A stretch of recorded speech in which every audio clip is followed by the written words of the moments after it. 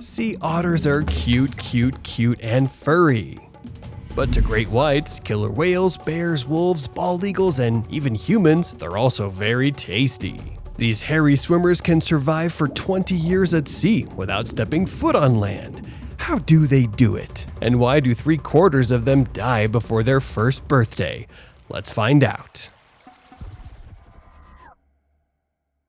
They may look small, but beneath the surface, sea otters are giants, up to 5 foot tall, weighing 100 pounds, 10 times as much as the smallest otter species, the Asian small-clawed otter that you see in zoos. And whilst they're most famous for floating off the coast of sunny California, they're also found in Washington, British Columbia, Baja, Russia, Alaska, and Japan. 90% of all sea otters live in Alaska. But here they face the deadliest of all ocean hunters, orcas. Alaska's killer whales, known as transient orcas, specialize at hunting seals and sea lions. However, since the 1980s, overfishing has caused the population of harbor seals and stellar sea lions in the state to fall by 90%. So, the orcas have started hunting sea otters instead. The pods sneak up on floating sea otters, then leap out of the water and land on top of them, stunning, drowning, and eating them. A hungry orca can eat a seal a day, but sea otters don't have any of the fatty blubber that makes seals such good eating. So, to survive, an orca has to eat 5 otters a day, or almost 2,000 a year. Swimming 5 times slower than orcas, there's no escape for the otters. Now the behavior is spreading down the coast to California, and there's another terrifying predator already there. Great whites don't eat sea otters, but in California, they bite and kill hundreds of otters each year, mistaking them for seals. That's why tip number 1 is don't be sealy. Great whites have big eyes to see in low light, but their vision is black and white, and they see 3 times less detail than humans. That's why they sometimes think people are seals and have a bite. Sea otters look even more like seals. Scientists thought for centuries that they'd evolved from seals, when they're really in the weasel family. So for juvenile great whites that start hunting seals at 3 years old, it's an easy mistake to make. These young sharks bite the otters, realize they're not seals, and swim away, but the otters usually die anyway. To improve their chances against predators, sea otters float together in groups called rafts to rest and sleep. They spend 11 hours a day doing this, those lazy bastards. But the reason they form these rafts isn't just to thwart predators, it's also for food and sex. Scientists call this the alley effect. In the 1930s, an American scientist called Warder Clyde Ollie was doing some experiments on goldfish. And he noticed that the more goldfish there were in a tank, the bigger they grew and the longer they survived. So he checked to see if the same applied to wild animals. It does. For sea otters, rafting together means they can spend less time looking out for predators. Males can always find lady otters to mate with, and together they change the environment around them to be an otter paradise, which means lots of kelp. Here's how it works. Every sea otter has a favorite food that they'll mostly eat. Some like crabs, some like clams or mussels, some like snails, and some like fish. But a lot of them like sea urchins. Sea urchins eat kelp, and one sea urchin can have millions of babies. So when they find a kelp forest, they explode in numbers and graze it until there's no kelp left, like underwater lawnmowers.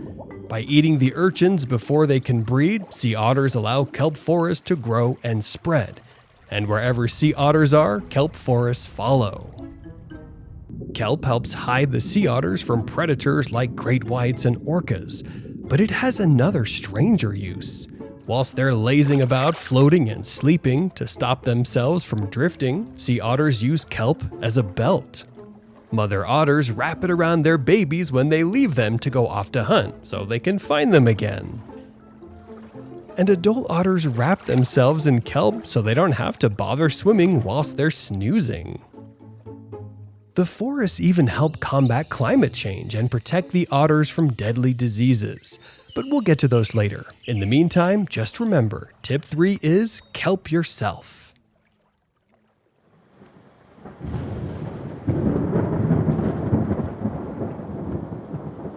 When storms strike at sea, some sea otters decide to haul out onto beaches for safety. But here even more fearsome predators await.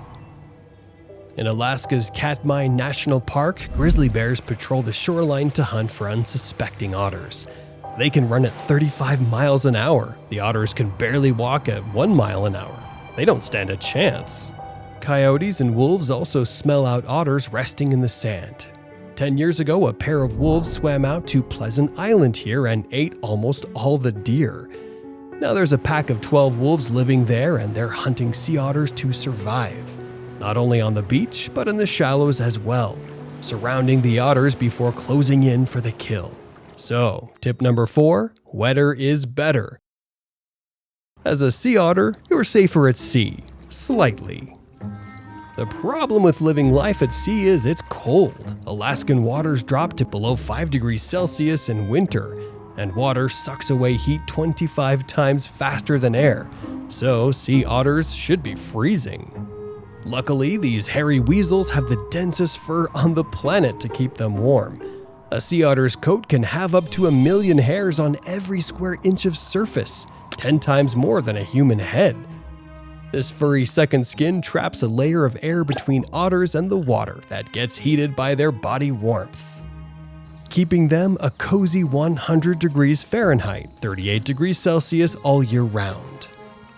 Of course, all these hairs take a lot of care, and sea otters spend more than a quarter of their day cleaning, oiling, deknotting, rubbing, and blowing air into their fur.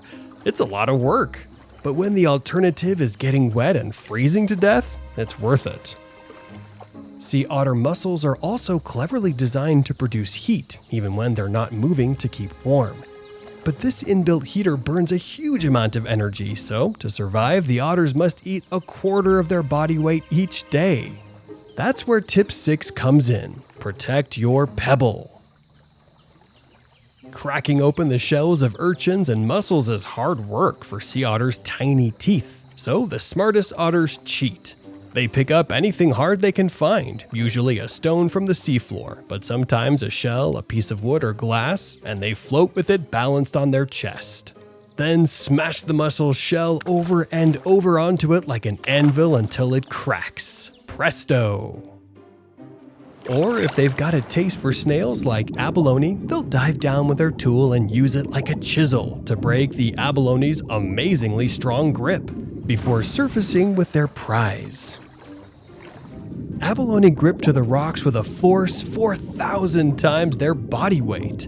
So, without tools, these sea otters couldn't possibly dislodge them. Not all sea otters use tools. In California, only about 1 in 8 otters has this skill. In Alaska, it's more like 1 in 100. But the ones that do definitely eat better. So, find a good rock or whatever and keep it. Sea otters have a handy pouch under their left armpit to tuck away their tools.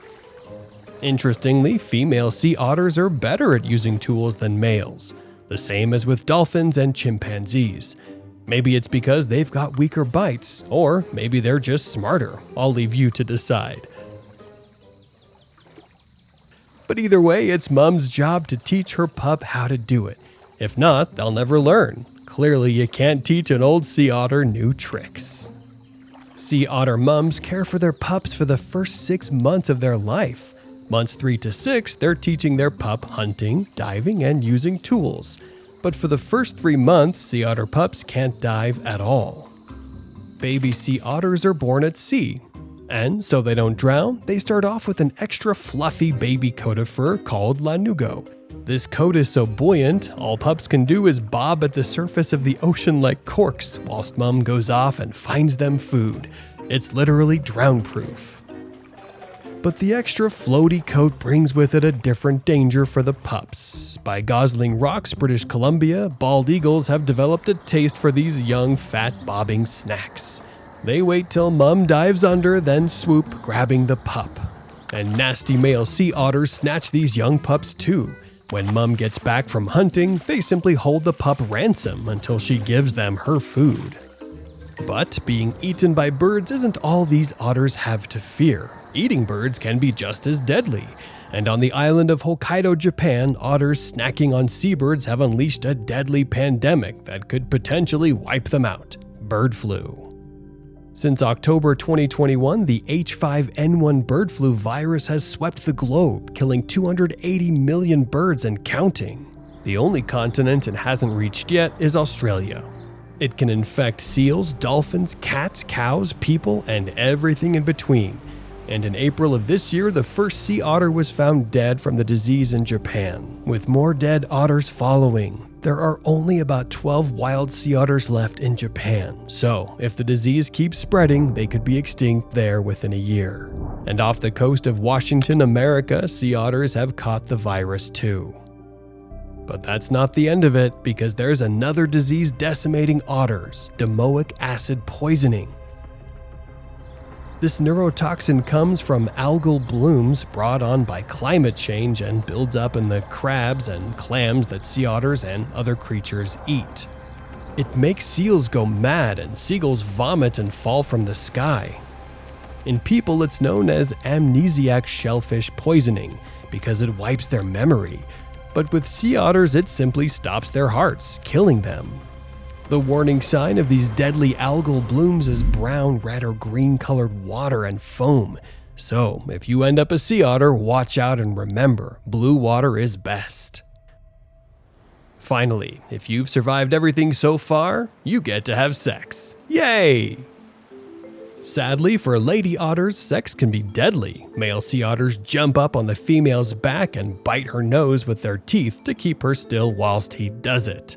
This always leaves a scar, and if the male's too rough, the nose wound he leaves can get infected, swell up, and stop the female from eating, so she starves to death. Crucially as well, almost all sea otters are closely related.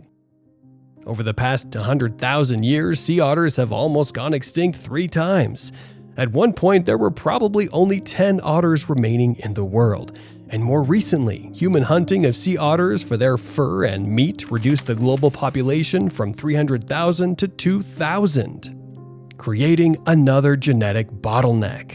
They survived, and there are now 130,000 sea otters around the world.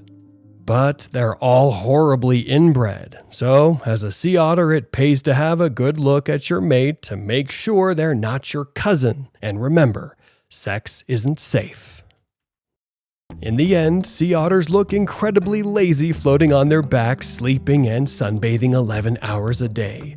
They smile and hold hands, but secretly their lives are living nightmares with genocidal orcas, bears, coyotes, wolves, and eagles hunting them. Great whites taking bites, freezing water, ocean storms, deadly sex, and 2 full-blown pandemics to murder them. So, they're not cute and happy, they're traumatized. Thanks for watching, please support the channel by subscribing, and we'll see you next time for more animal survival breakdowns.